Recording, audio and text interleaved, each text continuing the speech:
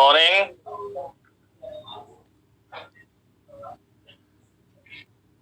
हम लोग class start कर रहे हैं अभी।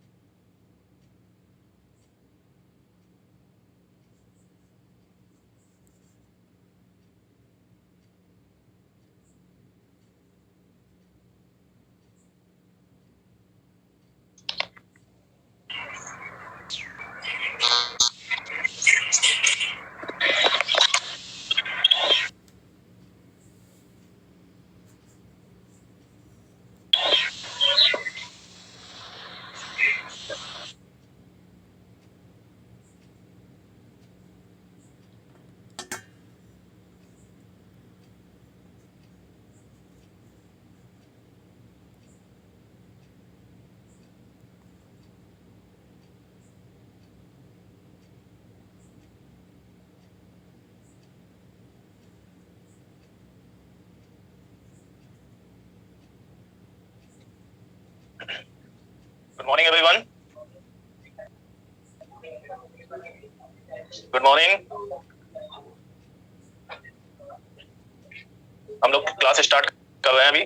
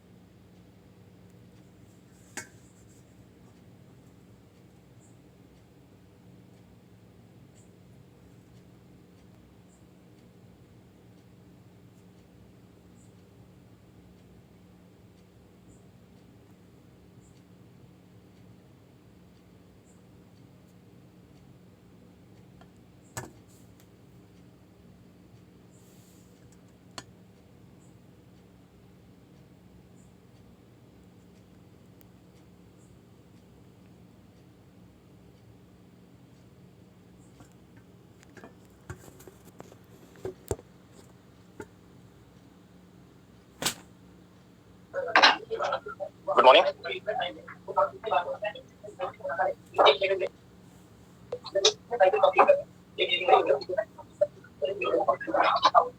लास्ट टाइम पे हम लोग सेल मेम्ब्रेन के बारे में बात कर रहे थे। ध्यान से सुने।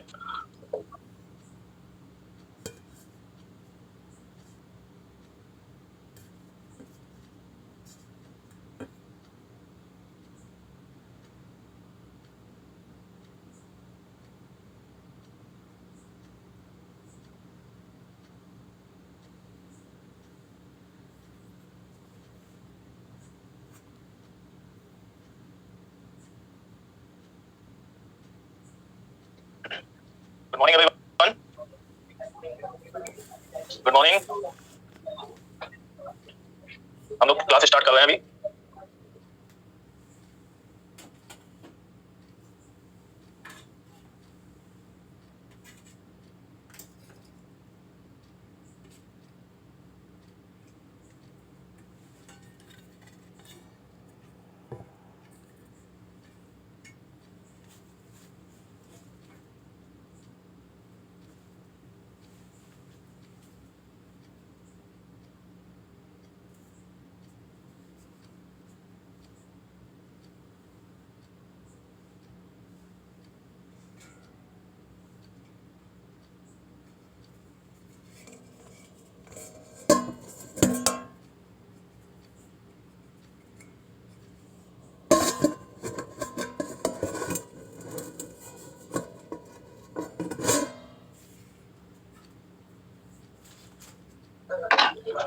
Good morning.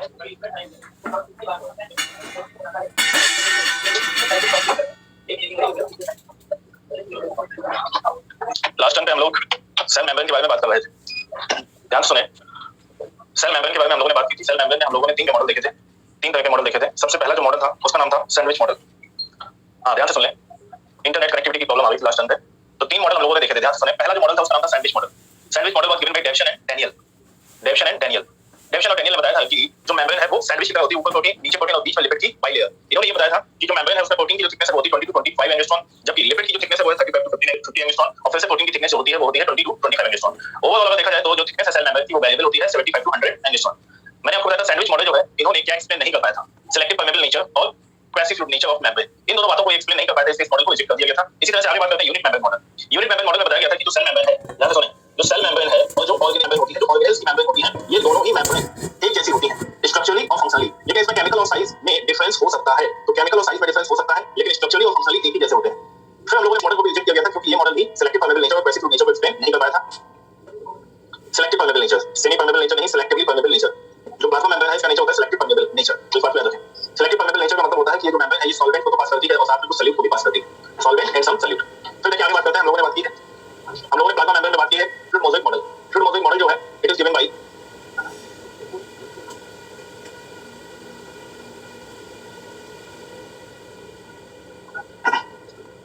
तो हम लोग बात कर रहे हैं फ्लूइड मोज़ेक मॉडल बनाया था। फ्लूइड जो है, फ्लूइड कौन होता है? फ्लूइड लिपिड है और मोज़ेक के फॉर्म में कौन प्रेजेंट होता है? प्रोटीन। इसलिए बोला गया है fluid mosaic model. Fluid mosaic model में ये भी बता दिया था कि लिपिड, प्रोटीन, कार्बोहाइड्रेट इसके क्या-क्या फंक्शन है। सबसे लास्ट में हम लोग बात कर रहे थे कार्बोहाइड्रेट के बारे में। कार्बोहाइड्रेट में 2-3 पॉइंट आपको याद रखने हैं, जैसे कि पहला पॉइंट मैंने बताया था, जो कार्बोहाइड्रेट होता है वो मेम्ब्रेन में किस फॉर्म में प्रेजेंट होता है? ओलिगोसैकेराइड के फॉर्म में। किस फॉर्म में है? ओलिगोसैकेराइड। ओलिगोसैकेराइड का मतलब हुआ यहाँ पे सिंपल शुगर के 2 to 10 मॉलिक्यूल्स यहाँ पे आपको मिल जाएंगे, इसे बोला जाता है ओलिगोसैकेराइड। फिर मैंने आपको बताया था कि ये जो कार्बोहाइड्रेट होता है हमेशा ही मेम्ब्रेन में आउटर साइड का मतलब साइटोप्लाज्म के अपोजिट साइड आपको मिलेगी, और बताया था इसका जो फंक्शन होता है सेल टू सेल रिकॉग्निशन। एक सेल को दूसरी सेल से रिकॉग्नाइज पहचानने में हेल्प करता है कार्बोहाइड्रेट, और दो एग्जांपल याद किए थे, ब्लड एंटीजन और दूसरा एग्जांपल था फर्टिलाइजेशन। यहां तक हम लोगों ने कंप्लीट कर लिया था। अब इसके आगे चलते हैं, हम लोग बात करने जा रहे हैं जो ट्रांसपोर्ट होता है मेम्ब्रेन के through, transport through the membrane, उसकी बात करेंगे। देखिए ट्रांसपोर्ट की अगर बात करें, यहाँ पे दो तरह के ट्रांसपोर्ट होते हैं, एक होता है पैसिव और दूसरा होता है एक्टिव। नाम से ही समझ में आता है, पैसिव ट्रांसपोर्ट उसे बोलते हैं जहां पे कोई भी एनर्जी यूज नहीं होती, और एक्टिव में एनर्जी यूज होती है। अगली बात याद रखेंगे कि यहाँ पे जो पैसिव ट्रांसपोर्ट है, देखो सेल के अंदर जो एनर्जी होती है एटीपी के फॉर्म में। एटीपी का मतलब एडिनोसिन ट्राइफॉस्फेट, एटीपी के फॉर्म में यहाँ पे सेल के अंदर एनर्जी प्रेजेंट होती है। तो बताएं कहां पे एटीपी यूज नहीं होगा, पैसिव में या एक्टिव में? कहां पे एटीपी यूज नहीं होगा? पैसिव में। और कहां पे यूज होने वाला है? एक्टिव के अंदर। अच्छा, जहां पे एनर्जी यूज नहीं होगा वहां पे फिर मूवमेंट किस तरह से होगा उसकी बात करते हैं। वहां पे मूवमेंट सिंपल सी बात है, हाई कंसंट्रेशन से लो कंसंट्रेशन की ओर मूवमेंट होगा, और अगर लो कंसंट्रेशन से हाई कंसंट्रेशन की ओर मूवमेंट करा,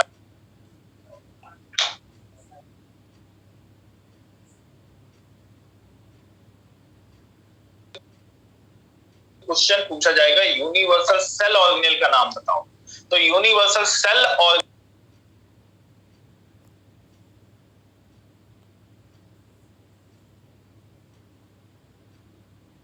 ने बनाए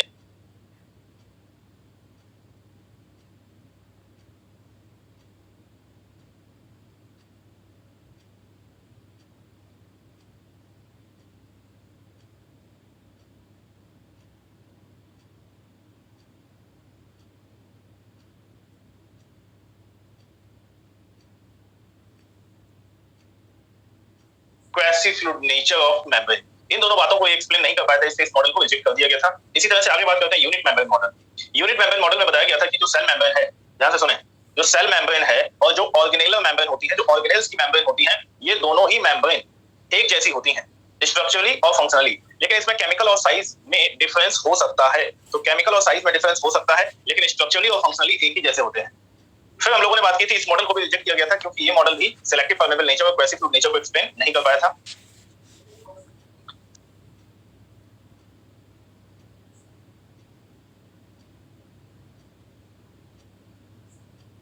भी पास करती है, सॉल्वेंट एंड सम सॉल्यूट। तो देखिए आगे बात करते हैं, हम लोगों ने बात की है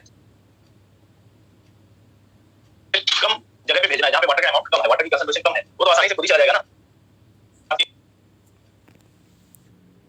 quasi fluid nature of membrane, इन दोनों बातों को एक्सप्लेन नहीं कर पाए थे, इसलिए इस मॉडल को रिजेक्ट कर दिया गया था। इसी तरह से आगे बात करते हैं unit membrane model. Unit membrane model में बताया गया था कि जो सेल मेम्ब्रेन है, ध्यान से सुनें, जो सेल मेम्ब्रेन है और जो ऑर्गेनेलर मेम्ब्रेन होती है, जो ऑर्गेनेल्स की मेम्ब्रेन होती है, ये दोनों ही मेम्ब्रेन एक जैसी होती हैं स्ट्रक्चरली और फंक्शनली, लेकिन इसमें केमिकल और साइज में डिफरेंस हो सकता है। तो केमिकल और साइज में डिफरेंस हो सकता है, लेकिन स्ट्रक्चरली और फंक्शनली एक ही जैसे होते हैं। फिर हम लोगों ने बात की थी, इस मॉडल को भी रिजेक्ट किया गया था क्योंकि ये मॉडल भी सिलेक्टिव परमेबल नेचर और क्वासी फ्लूइड नेचर को एक्सप्लेन नहीं कर पाया था। Selective permeable nature, semi permeable nature नहीं, सिलेक्टिवली परमेबल नेचर। जो प्लाज्मा मेम्ब्रेन है इसका नेचर होता है सिलेक्टिव परमेबल नेचर। तो इस बात को याद रखें, सिलेक्टिव परमेबल नेचर का मतलब होता है कि ये जो मेम्ब्रेन है ये सॉल्वेंट को तो पास करती है और साथ में कुछ सॉल्यूट को भी पास करती है, सॉल्वेंट एंड सम सॉल्यूट। तो देखिए आगे बात करते हैं, हम लोगों ने बात की है,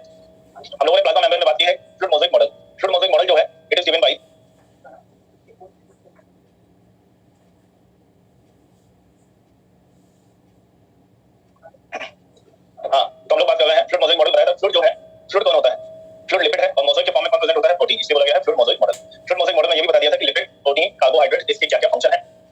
सबसे लास्ट में हम लोग बात कर रहे थे कार्बोहाइड्रेट के बारे में। कार्बोहाइड्रेट में 2-3 पॉइंट आपको याद रखने हैं। जैसे कि पहला पॉइंट मैंने बताया था, जो कार्बोहाइड्रेट होता है वो मेम्ब्रेन में किस फॉर्म में प्रेजेंट होता है? ओलिगोसैकेराइड के फॉर्म में। किस फॉर्म में है? ओलिगोसैकेराइड। ओलिगोसैकेराइड का मतलब हुआ यहाँ पे सिंपल शुगर के 2 to 10 मॉलिक्यूल्स यहाँ पे आपको मिल जाएंगे। इसे बोला जाता है ओलिगोसैकेराइड।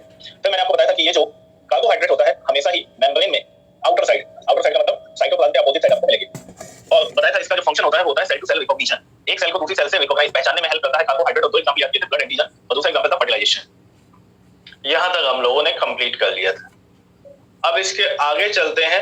हम लोग बात करने जा रहे हैं जो ट्रांसपोर्ट होता है मेम्ब्रेन के through, transport through the membrane, उसकी बात करेंगे।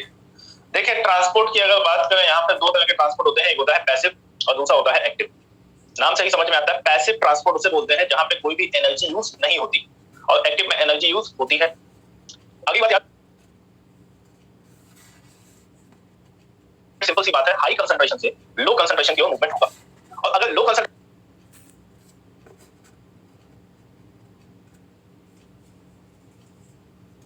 की जैसे होते हैं, फिर हम लोगों ने बात की थी इस मॉडल को भी रिजेक्ट किया गया था क्योंकि ये मॉडल भी सिलेक्टिव परमेबल नेचर और कोहेसिव नेचर को एक्सप्लेन नहीं कर पाया था। Selective permeable nature, semi permeable nature नहीं, सिलेक्टिवली परमेबल नेचर। जो प्लाज्मा मेम्ब्रेन है इसका नेचर होता है सिलेक्टिव परमेबल नेचर। तो इस बात को याद रखें। सिलेक्टिव परमेबल नेचर का मतलब होता है कि ये जो मेम्ब्रेन है ये सॉल्वेंट को तो पास करती है और साथ में कुछ सॉल्यूट को भी पास करती है, सॉल्वेंट एंड सम सॉल्यूट। फिर देखिए आगे बात करते हैं। हम लोगों ने बात की है, हम लोगों ने प्लाज्मा मेम्ब्रेन में बात की है fluid mosaic model. Fluid mosaic model जो है इट इज गिवन बाय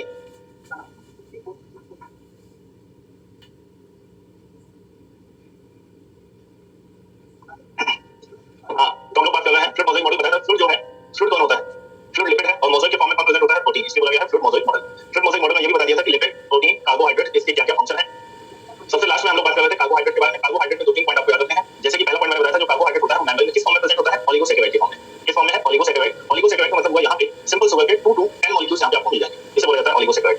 फिर मैंने आपको बताया था कि ये जो कार्बोहाइड्रेट होता है हमेशा ही मेम्ब्रेन में आउटर साइड का मतलब साइटोप्लाज्म के अपोजिट साइड आपको मिलेगी। और बताया था इसका जो फंक्शन होता है वो होता है सेल टू सेल रिकॉग्निशन। एक सेल को दूसरी सेल से रिकॉग्नाइज पहचानने में हेल्प करता है कार्बोहाइड्रेट। और दो एग्जांपल याद किए थे, ब्लड एंटीजन और दूसरा एग्जांपल था फर्टिलाइजेशन। यहां तक हम लोगों ने कंप्लीट कर लिया था। अब इसके आगे चलते हैं। हम लोग बात करने जा रहे हैं जो ट्रांसपोर्ट होता है मेम्ब्रेन के through, transport through the membrane, उसकी बात करेंगे। देखिए ट्रांसपोर्ट की अगर बात करें, यहाँ पे 2 तरह के ट्रांसपोर्ट होते हैं, एक होता है पैसिव और दूसरा होता है एक्टिव। नाम से ही समझ में आता है, पैसिव ट्रांसपोर्ट उसे बोलते हैं जहां पे कोई भी एनर्जी यूज नहीं होती, और एक्टिव में एनर्जी यूज होती है। अगली बात याद रखेंगे कि यहाँ पे जो पैसिव ट्रांसपोर्ट है, देखो सेल के अंदर जो एनर्जी होती है एटीपी के फॉर्म में। एटीपी का मतलब एडिनोसिन ट्राइफॉस्फेट। एटीपी के फॉर्म में यहाँ पे सेल के अंदर एनर्जी प्रेजेंट होती है। तो बताएं कहां पे एटीपी यूज नहीं होगा, पैसिव में या एक्टिव में? कहां पे एटीपी यूज नहीं होगा? पैसिव में। और कहां पे यूज होने वाला है? एक्टिव के अंदर। अच्छा, जहां पे एनर्जी यूज नहीं होगा वहां पे फिर मूवमेंट किस तरह से होगा उसकी बात करते हैं। वहां पे मूवमेंट सिंपल सी बात है, हाई कंसंट्रेशन से लो कंसंट्रेशन की ओर मूवमेंट होगा। और अगर लो कंसंट्रेशन से हाई कंसंट्रेशन की ओर मूवमेंट कराना है तो फिर एनर्जी खर्च करनी पड़ेगी। सिंपल सी बात है, कहीं पे वाटर का अमाउंट ज्यादा है और उसे कम जगह पे भेजना है जहां पे वाटर का अमाउंट कम है, वाटर की कंसंट्रेशन कम है, वो तो आसानी से खुद ही चला जाएगा ना। तो हाई कंसंट्रेशन से लो कंसंट्रेशन तो अपने आप चला जाएगा। लेकिन एक जगह वाटर की कंसंट्रेशन पहले से लो है और दूसरी जगह पहले से हाई है, अब आप लो से हाई में भेजना चाहते हो तो फिर आपको वहां पे एनर्जी खर्च करनी पड़ेगी। तो इस बात को याद रखें, हाई कंसंट्रेशन से लो कंसंट्रेशन बोला जाए तो बोलेंगे पैसिव, और लो से हाई में बोला जाए तो बोलेंगे एक्टिव ट्रांसपोर्ट। देखिए स्लाइड में देखें पैसिव और एक्टिव ट्रांसपोर्ट के बारे में।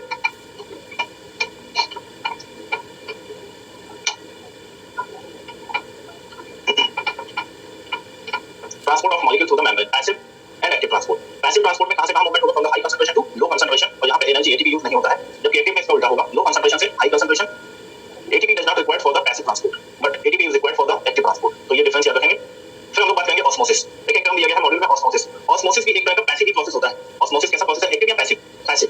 मतलब यहां पे कोई भी एनर्जी यूज नहीं होगी, और यहां पे याद रखना केवल और केवल वाटर के मूवमेंट की बात करेंगे। किसकी बात करेंगे? वाटर के मूवमेंट की ही बात करेंगे, इसके अलावा किसी के मूवमेंट की बात नहीं करेंगे। तो यहां पे water moves from the high concentration to the low concentration. Water moves from the high concentration to the low concentration. High concentration to the low concentration. कौन मूव करेगा? वाटर। कहां से मूव करेगा? Via semi permeable membrane. Semi permeable membrane. तो इस बात को याद रखें, ऑस्मोसिस में मेन हमें 2 बातें याद रखनी है कि यहाँ पे किसका मूवमेंट होने वाला है? वाटर का। और कहां से होगा? Via semi permeable membrane. देखिए ऑस्मोसिस में किस तरह से हम लोग समझ सकते हैं, एक कंटेनर है, यहाँ पे लगी हुई है semi permeable membrane. Semi permeable membrane उसे बोलते हैं जो कि केवल और केवल सॉल्वेंट को पास करेगी या सॉल्यूट को? पहले बता चुका हूं मैं सॉल्वेंट और सॉल्यूट में ये केवल और केवल किसे पास करेगी? सॉल्वेंट को सॉल्यूट को पास नहीं करती। तो देखो यहाँ पे 2 साइड है कंटेनर की, ए साइड और बी साइड, बीच में मेम्ब्रेन लगी हुई है सेमी परमेबल मेम्ब्रेन। अब देखिए यहाँ पे कंटेनर में एक तरफ ए साइड, यहाँ पे हम लोगों ने लिया है शुगर सॉल्यूशन। शुगर सॉल्यूशन मतलब यहाँ पे शुगर है और यहाँ पे क्या है? वाटर। बी की ओर हम लोग यहाँ पे देखते हैं, बी की ओर तो यहाँ पे कुछ अमाउंट में केवल वाटर पड़ा हुआ है, यहाँ पे है प्योर वाटर। मतलब इस वाटर में कोई भी सल्यूट ऐड नहीं किया गया, कोई भी यहाँ पे सल्यूट ऐड नहीं किया गया। यहाँ पे ये वाटर अच्छा ए और बी में अगर आपसे पूछा जाए कि बताइए ए और बी में वाटर की कंसंट्रेशन कहाँ पे ज्यादा है, ए और बी में वाटर की कंसंट्रेशन कहाँ पे ज्यादा है, तो सीधी सी बात है यहाँ पे बिल्कुल सही, बी की ओर वाटर की कंसंट्रेशन ज्यादा है। सीधी सी बात यहाँ पे ये है कि बी की ओर तो केवल वाटर ही है, तो वाटर की कंसंट्रेशन यहाँ पे ज्यादा है, जबकि ए के पास वाटर के साथ साथ और क्या जुड़ा हुआ है, शुगर। तो यहाँ पे वाटर का मूवमेंट हाई कंसंट्रेशन से लो कंसंट्रेशन, मतलब वाटर कहाँ से कहाँ मूव करने वाला है, बी टू ए। तो यहाँ पे वाटर बी से ए की ओर मूव करेगा और इस प्रोसेस का नाम क्या हो गया, ऑस्मोसिस। तो ऑस्मोसिस में भी मूवमेंट कैसा होता है, एक्टिव या पैसिव, तो बोलेंगे पैसिव मूवमेंट होता है। तो ये बात हो गई ऑस्मोसिस। आगे बढ़ जाते हैं हम लोग। अगला जो सेल ऑर्गेनेल आता है, देखिए हम लोग बात कर चुके हैं सेल एनवलप। सेल एनवलप में सबसे बाहर कौन था, सेल वॉल, फिर हम लोगों ने बात की सेल मेम्ब्रेन। अब हम लोग सेल के अंदर जो साइटोप्लाज्म होता है उसमें जो सेल ऑर्गेनेल होते हैं उनकी बात करेंगे। तो यहाँ पे सबसे पहले जो सेल ऑर्गेनेल पढ़ने जा रहे हैं उसका नाम है राइबोसोम। राइबोसोम की बात करने जा रहे हैं, ध्यान से सुनें। राइबोसोम, राइबोसोम जो है इसको डिस्कवर किया था George Palade. It was discovered by George Palade. George Palade ने 1953 में इसे सबसे पहले देखा था और जॉर्ज पैलेट के नाम पे ही इसका नाम पड़ गया, इसे बोलते हैं पैलेट पार्टिकल। तो राइबोसोम का दूसरा नाम क्या है, पैलेट पार्टिकल, इसे याद रखें, पैलेट पार्टिकल भी इसे बोला जाता है। अगली बात, ये मेम्ब्रेन सेल ऑर्गेनेल है। देखिए इसका मतलब क्या है, जैसे हम लोग अभी आगे पढ़ेंगे माइटोकॉन्ड्रिया, क्लोरोप्लास्ट। तो माइटोकॉन्ड्रिया और क्लोरोप्लास्ट के चारों तरफ मेम्ब्रेन प्रेजेंट होती है, लेकिन राइबोसोम ऐसा सेल ऑर्गेनेल है जिसके चारों तरफ कोई भी मेम्ब्रेन नहीं होती है। Ribosome is composed of protein and ribosomal RNA. आपसे क्वेश्चन पूछा जाएगा राइबोसोम किसका बना हुआ होता है, तो क्या बोलेंगे, protein and ribosomal RNA. Ribosomal RNA को शॉर्ट में बोलते हैं आरआरएनए। तो याद रखेंगे प्रोटीन और राइबोसोमल आरएनए से मिलकर बनता है। तो ribosome membrane cell organelle. Ribosome जो है इसी को बोला जाता है प्रोटीन फैक्ट्री। अच्छा, जब मैंने आपको सेल वॉल पढ़ाया था तो मैंने बताया था प्लांट में सेल वॉल किसका बना हुआ होता है, चार चीजें थी, cellulose, hemicellulose, pectin and protein. और वहां पे बताया था कि प्रोटीन कौन बनाता है, राइबोसोम। याद आया? तो यहाँ पे याद रखना, जो राइबोसोम है उसी पे प्रोटीन बनती है, इसीलिए राइबोसोम का नाम क्या पड़ गया, प्रोटीन फैक्ट्री। प्रोटीन बनाने की फैक्ट्री पूछा जाए कहाँ, तो बोलेंगे राइबोसोम।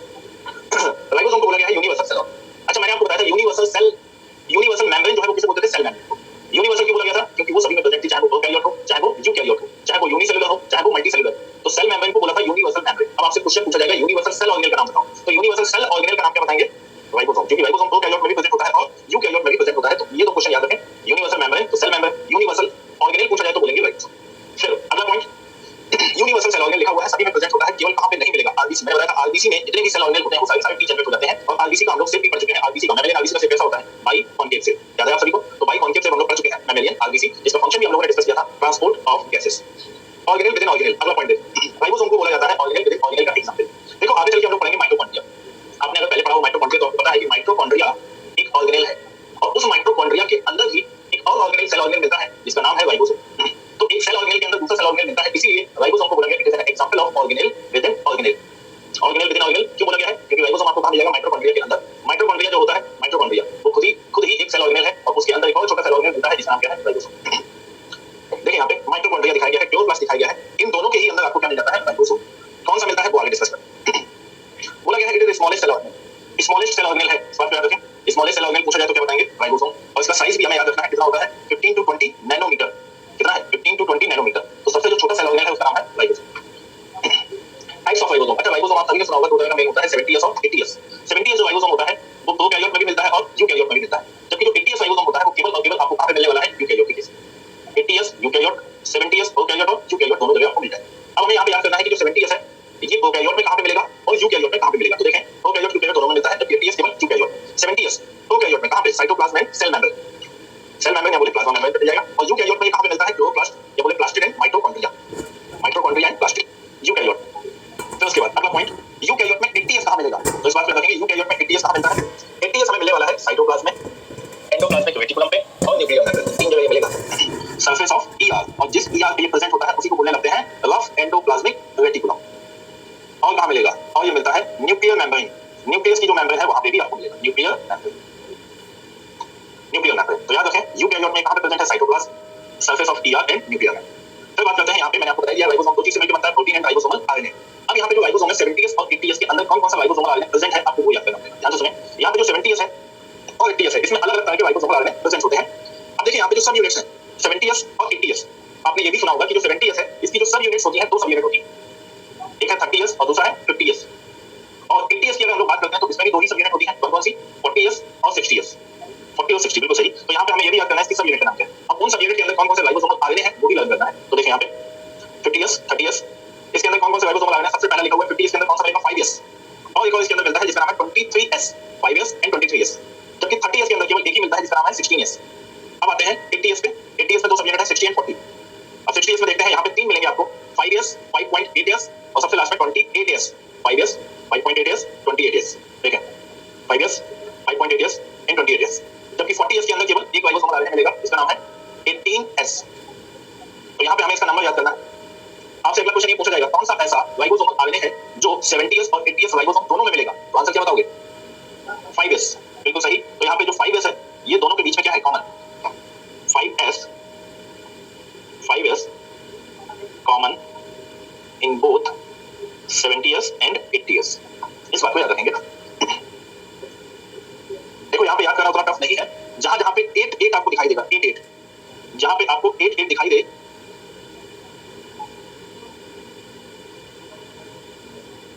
देखिए जहां पे 8 लिखा हुआ है वो 80s के अंदर आएगा। 8 जहां पे लिखा हुआ है वो 80s के अंदर है। 5S दोनों में कॉमन है तो ये तो याद ही रहेगा। अलग से हमें याद रखना है 16S और 23S, तो इस तरह से याद रखेंगे। अब यहाँ पे बच्चे क्वेश्चन पूछो यहाँ पे S क्या है, S को भी आगे भी डिस्कस करेंगे। S का मतलब क्या है वो देखें। राइबोसोम में दो सब यूनिट है, एक स्मॉल सब यूनिट, ठीक है, लार्ज सब यूनिट। ये दोनों ही सब यूनिट साइटोप्लाज्म में पड़े रहते हैं और साइटोप्लाज्म में तब एक दूसरे से अटैच होते हैं जब साइटोप्लाज्म में मैग्नीशियम का कंसंट्रेशन होता है 0.001 मोलर। कितना मोलर? 0.001 मोलर। जब मैग्नीशियम का कंसंट्रेशन कितना होगा तभी राइबोसोम की दोनों सब यूनिट मिलेंगी। अगर कंसंट्रेशन इससे कम है तो फिर सब यूनिट्स नहीं मिल पाती। देखिए मैग्नीशियम का कंसंट्रेशन याद करना, कितना लिखा है स्लाइड में देखें, 0.001 मोलर। इंपॉर्टेंट है 0.001 मोलर मैग्नीशियम। तो राइबोसोम की वर्किंग के लिए मैग्नीशियम इज एसेंशियल, तो इस बात को याद रखेंगे। अब आगे बढ़ते हैं S, जिसके बारे में बच्चे पूछ रहे हैं S क्या है। S है स्वेडबर्ग यूनिट, यहीं से बोलते हैं सेडिमेंटेशन कोएफिशिएंट, यहीं से बोला जाता है सेडिमेंटेशन रेट। देखिए एक साइंटिस्ट जिनका नाम था स्वेडबर्ग, उन्होंने बताया था इसके बारे में, तो इसीलिए उन्हीं के नाम पे बोला जाता है स्वेडबर्ग यूनिट। S है क्या? मैंने अभी आपको बताया था कि राइबोसोम है, इसको बोला जाता है it is the smallest cell organelle, सबसे छोटा सेल ऑर्गेनल था। सबसे छोटा सेल ऑर्गेनल था इसलिए डायरेक्ट उसका साइज मेजर नहीं कर पा रहे थे साइंटिस्ट, तो उसके लिए एक इनडायरेक्ट तरीका निकाला कि उसका साइज कैसे पता लगेगा कौन छोटा है कौन बड़ा है। तो ये इनडायरेक्ट मेजरमेंट का तरीका है। तो याद रखें यहाँ पे S है क्या, it is the indirect measurement of size and density. ध्यान से सुनिए, डायरेक्ट नहीं है ये क्या है? Indirect measurement of size and density. Indirect से मतलब क्या है देखिए ध्यान से सुनना। जैसे अगर हम लोग बात करते हैं 30s और 50s, आपसे पूछा जाए बताइए 30s और 50s में किसका साइज ज्यादा है, तो जिसकी S वैल्यू जितनी ज्यादा उसका साइज भी उतना ही बड़ा, जिसकी S वैल्यू जितनी ज्यादा उसकी डेंसिटी भी उतनी ही ज्यादा। साइज और डेंसिटी दोनों ज्यादा होंगी जिसकी S वैल्यू जितनी ज्यादा है। इस बात को ध्यान से समझिए। तो देखो यहाँ पे किया क्या गया, ये कहीं पे दिया नहीं गया, जैसे ध्यान से समझे सारे लोग, मॉड्यूल में नहीं है ना एनसीईआरटी में है। S वैल्यू जो है, जैसे हम लोग बोलते हैं, कई बच्चों के दिमाग में कंफ्यूजन आता है कि जैसे 70s है, 70s की सब यूनिट का नाम क्या पढ़ा अभी आपने? 30s and 50s। 30s और 50s को ऐड करते हैं तो कितना हो जाता है? 80। तो दिमाग में कंफ्यूजन आता है कि इसे तो 80s होना चाहिए, लेकिन फिर भी इसे हम लोग क्या बोल रहे हैं? 70s। तो देखिए यहाँ पे ये जो S वैल्यू है, S वैल्यू इसका मतलब क्या है, किस तरह से इस S वैल्यू को यूज किया गया है। देखो किया क्या जाता है, यहाँ पे एक एपरेटस होता है जिसके अंदर ये सारे के सारे राइबोसोम डाल दिए जाते हैं। जैसे मान लेते हैं, और इस एपरेटस में नीचे यहाँ पे एक स्केल लगा हुआ होता है जिसमें नंबर्स पड़े हुए होते हैं 10, 20, 30, 40, 50, 60, 70, 80, इस तरह से यहाँ पे नंबर लिखे हुए थे। तो इस तरह से यहाँ पे नंबरिंग होती है। अब यहाँ पे जितने भी राइबोसोम या उसकी सब यूनिट्स है उसे यहाँ पे डाला जाएगा, और डालने के बाद उन्हें तेजी से यहाँ पे सेंट्रीफ्यूज किया जाता है। सेंट्रीफ्यूगेशन प्रोसेस आपने शायद सुना हो, इसे तेजी से घुमाया जाता है। तो सेंट्रीफ्यूगेशन में होता क्या है, जितने भी राइबोसोम होते हैं वो अपने साइज और डेंसिटी के अकॉर्डिंग अरेंज हो जाते हैं। तो देखिए यहाँ पे कुछ राइबोसोम यहाँ पे आपको मिलेंगे, कुछ राइबोसोम यहाँ पे मिले, कुछ राइबोसोम आपको यहाँ पे मिले। फिर यहाँ पे नीचे जो स्केल लगा हुआ है उस पर देखा गया कि जो राइबोसोम है ये कहाँ पे सेडिमेंट, कहाँ पे सेटल हो गया। जो राइबोसोम जहाँ पे सेटल हुआ उसी के बेसिस पे उसका नाम दे दिया। जैसे जो 30 पे सेटल हुआ उसका नाम क्या दे दिया? 30s। जो 50 पे सेटल हुआ उसका नाम दे दिया 50s। जो 70 पे सेटल हुआ उसका नाम दे दिया 70s। तो यहाँ पे सेंट्रीफ्यूगेशन प्रोसेस की जाती है, क्लियर है। तो यहाँ पे इस बात को याद रखें 30s, 50s और 70s। इसी तरह से जितने भी यहाँ पे और भी है, जैसे कि अगर हम लोग बात करते हैं 80s की सब यूनिट होती है 40s, 60s या 80s, उन्हें भी इस तरह से ही नाम दिया गया है। जो जहाँ पे सेटल सेगमेंट हो गया उसी बेसिस पे उसका नाम दे दिया गया। तो इस बात को यहाँ पे याद कर लेंगे कि S वैल्यू जो है, S वैल्यू वो क्या है? Sedimentation coefficient of Svedberg unit. फिर देखें यहाँ पे सबसे लास्ट में राइबोसोम के बारे में लास्ट पॉइंट। जो राइबोसोम है ये mRNA से अटैच होता है, ये है messenger of RNA। Messenger RNA से जब राइबोसोम अटैच होता है तो यहाँ पे इस राइबोसोम पे प्रोटीन सिंथेसिस स्टार्ट हो जाती है। जनरली यूकैरियोट में एक mRNA पे जनरली एक ही राइबोसोम अटैच होता है, लेकिन प्रोकैरियोट में देखा गया है एक mRNA के ऊपर, एक सिंगल mRNA के ऊपर कई सारे राइबोसोम अटैच हो जाते हैं। ये देखिए यहाँ पे कई सारे राइबोसोम अटैच हो जाते हैं। तो एक सिंगल mRNA पे जब कई सारे राइबोसोम अटैच हो जाते हैं तो ऐसे स्ट्रक्चर को हम लोग बोलते हैं पॉली राइबोसोम या पॉलीसोम या एल्गोसोम। क्या नाम लिखा हुआ है? पॉली राइबोसोम, पॉलीसोम या एल्गोसोम। आपसे पूछा जाएगा पॉली राइबोसोम में कौन कौन होता है, तो इस बात को याद रखें पॉली राइबोसोम में कौन कौन होता है? Single mRNA and many ribosome. Generally कहां पे आइए आपको दिखाई देगा? प्रोकैरियोट्स के केस। तो पॉली राइबोसोम जनरली हमें प्रोकैरियोट के केस में यहां पे दिखाई देता है, जबकि यूकैरियोट में सिंगल mRNA पे सिंगल राइबोसोम ही अटैच होते हैं, जबकि पॉली राइबोसोम कहां बनते हुए दिखेगा? तो ये बात हो गई राइबोसोम। आगे बढ़ जाते हैं, अगला टॉपिक है एंडोमेम्ब्रेनस सिस्टम। एंडोमेम्ब्रेनस सिस्टम, ध्यान से सुने। एंडोमेम्ब्रेनस सिस्टम है क्या? सेल के अंदर कुछ ऐसे सेल ऑर्गेनेल होते हैं जिनका फंक्शन एक दूसरे के साथ कोऑर्डिनेशन में है। सेल के अंदर कुछ ऐसे सेल ऑर्गेनेल हैं जिनका फंक्शन एक दूसरे की क्या है? कोऑर्डिनेशन। जिनका फंक्शन एक दूसरे के कोऑर्डिनेशन में है उन्हीं को एक साथ मिला के रख दिया गया है एंडोमेम्ब्रेनस सिस्टम के अंदर। पहला क्वेश्चन तो आपसे यही पूछा जाएगा कि एंडोमेम्ब्रेनस सिस्टम में कौन कौन से सेल ऑर्गेनेल आते हैं और कौन कौन से सेल ऑर्गेनेल नहीं आते हैं, इस तरह से आपसे क्वेश्चन पूछा जाएगा। तो यहाँ पे आप कहेंगे 4 सेल ऑर्गेनेल एंडोमेम्ब्रेनस सिस्टम में आते हैं। पहला है ईआर, ध्यान से सुने, ईआर, दूसरा है गोल्जी बॉडी, तीसरा है लाइसोसोम और सबसे लास्ट में यहाँ पे आ जाता है vacuole. 4 cell organelle ER, Golgi body, lysosome, vacuole, ER, Golgi body, lysosome, vacuole. सबसे पहले तो यही याद होना चाहिए एंडोमेम्ब्रेनस सिस्टम में कौन कौन से सेल ऑर्गेनेल। अच्छा, आपसे पूछा जाएगा एंडोमेम्ब्रेनस सिस्टम में माइटोकॉन्ड्रिया क्यों नहीं बताया, तो बोलेंगे माइटोकॉन्ड्रिया का फंक्शन एक कोऑर्डिनेशन है, नहीं, माइटोकॉन्ड्रिया अपना अलग काम करता है। तो ये 4 सेल ऑर्गेनेल आपस में मिलकर काम करते हैं, इसीलिए इनको एक साथ बोला गया है एंडोमेम्ब्रेनस सिस्टम, सबसे पहली बात। अच्छा, यहाँ पे किस तरह से मिलकर काम करते हैं वो भी समझ लेते हैं। स्लाइड में देखें, लिखा हुआ है organelles their functional coordinated are considered to endomembranous, are considered in endomembranous system. जिनका फंक्शन कोऑर्डिनेशन में है उन्हें एंडोमेम्ब्रेनस सिस्टम में दिया गया है। 4 सेल ऑर्गेनेल के नाम याद रखते हैं, ER, Golgi body, lysosome and vacuole. उसके बाद देखें यहाँ पे ईआर जो एंडोप्लाज्मिक रेटिकुलम होता है, आपने सुना होगा कि जो ईआर है ये दो तरह का होता है, rough endoplasmic reticulum and smooth endoplasmic reticulum. Rough endoplasmic reticulum and smooth endoplasmic reticulum. Rough endoplasmic reticulum जो होता है उस पे प्रोटीन सिंथेसिस होती है, एक एक पॉइंट को ध्यान से समझें। आर ई आर पे कौन बनता है, प्रोटीन, जबकि स्मूथ एंडोप्लाज्मिक रेटिकुलम पे लिपिड सिंथेसिस होती है। तो लिपिड कहां बनती है, एसईआर पे, प्रोटीन कहां पे बनती है, आरईआर। तो यहाँ पे ये लिपिड और प्रोटीन दोनों वेसाइकिल के फॉर्म में पैक किए जाते हैं और पैक करने के बाद भेज दिए जाते हैं गोल्जी बॉडी के पास। किसके पास, गोल्जी बॉडी। तो देखिए यहाँ पे कहां पे पहुंचे, गोल्जी बॉडी के पास। गोल्जी बॉडी में क्या होता है, लिपिड और प्रोटीन में कार्बोहाइड्रेट की चेन अटैच की जाती है और कार्बोहाइड्रेट को मैंने आपको बताया था कि कार्बोहाइड्रेट को शॉर्ट में क्या बोलते हैं, ग्लाइको। कार्बोहाइड्रेट को शॉर्ट में क्या बोलते हैं, ग्लाइको। तो देखो लिपिड पे जब ग्लाइको अटैच होगा तो बोलेंगे ग्लाइकोप्रोटीन, प्रोटीन पे ग्लाइको अटैच होगा तो बोलेंगे ग्लाइकोप्रोटीन। ग्लाइकोलिपिड और ग्लाइकोप्रोटीन, आपसे पूछा जाएगा प्रोटीन और लिपिड कहां बनते हैं, तो आंसर लगाना ईआर पे बनते हैं। आपसे पूछा जाएगा ग्लाइकोलिपिड और ग्लाइकोप्रोटीन कहां बनते हैं, तो आंसर चेंज हो जाएगा, आंसर हो जाएगा गोल्जी बॉडी। लिपिड और प्रोटीन के लिए answer ER, glycolipid and glycoprotein के आंसर क्या हो जाएगा, गोल्जी बॉडी। तो यहाँ पे ग्लाइकोप्रोटीन ग्लाइकोलिपिड बन गया कहां पे, गोल्जी बॉडी। अब ये ग्लाइकोप्रोटीन और ग्लाइकोलिपिड इसका क्या होता है, ये वेसाइकिल के फॉर्म में फिर से पैक किया जाएगा गोल्जी बॉडी से और पैक करने के बाद या तो ये सेल से बाहर सीक्रेट हो जाता है, तो यहाँ पे क्या होगा, सीक्रेट।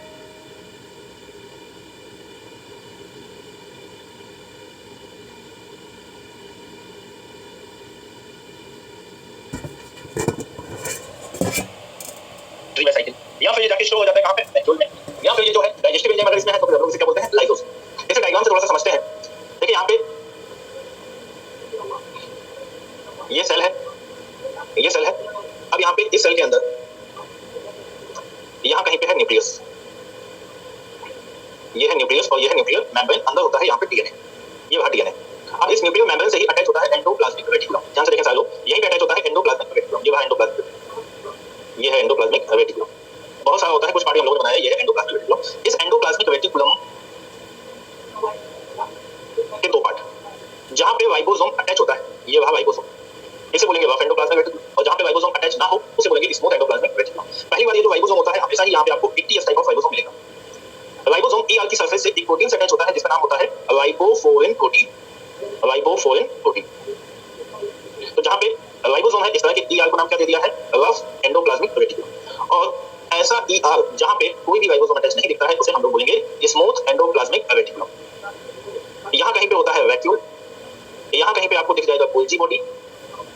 खास बात क्या है, जो गोल्जी बॉडी है, गोल्जी बॉडी इसके दो सरफेस होते हैं, एक होता है सिस सरफेस और दूसरा जो सरफेस होता है वो होता है ट्रांस, सिस और ट्रांस। यहाँ पे देखें ये जो रफ एंडोप्लाज्मिक रेटिकुलम, पहले से ध्यान से समझ लें, इस डायग्राम को ध्यान से समझेंगे सारे लोग, ध्यान से देखें। रफ एंडोप्लाज्मिक रेटिकुलम पे अभी मैंने आपको बताया यहाँ क्या बनता है, यहाँ पे बनता है प्रोटीन, ये बनेगा वेसाइकिल में प्रोटीन। ये वेसाइकिल है और इन वेसाइकिल के अंदर आपको मिल जाएगा प्रोटीन, ये वह प्रोटीन, यहाँ पे बनेगा लिपिड। तो रफ एंडोप्लाज्मिक रेटिकुलम पे पूछा जाए क्या बनता है तो बोलेंगे प्रोटीन बनेगा यहाँ पे, जबकि एसईआर में पूछा जाए क्या बनता है तो बोलेंगे लिपिड। ठीक है, तो यहाँ ये बना लिपिड, ये बना प्रोटीन। अब ये जो वेसाइकिल है, ये वेसाइकिल यहाँ से डिटैच हो जाएंगे और डिटैच होने के बाद ये वेसाइकिल जाएंगे किसके पास, गोल्जी बॉडी के पास, गोल्जी बॉडी के पास। तो ये वेसाइकिल जाएंगे गोल्जी बॉडी के पास, ये वेसाइकिल और दूसरा ये वेसाइकिल, ये यहाँ से आया है, ये यहाँ से, और जाएंगे किसके पास, गोल्जी बॉडी। गोल्जी बॉडी की कौन सी सरफेस के पास जाके टकराएंगे, सिस, तो ये सिस से जाके, और यहाँ पे ये प्रोटीन और लिपिड दोनों ही कहाँ पे पहुंच रहे हैं, दोनों ही पहुंच जाएंगे इस गोल्जी बॉडी के अंदर। ये वहाँ लिपिड, ये वहाँ प्रोटीन। इस लिपिड और प्रोटीन में अटैच की जाती है कार्बोहाइड्रेट की चेन, जिसे बोलते हैं ग्लाइको।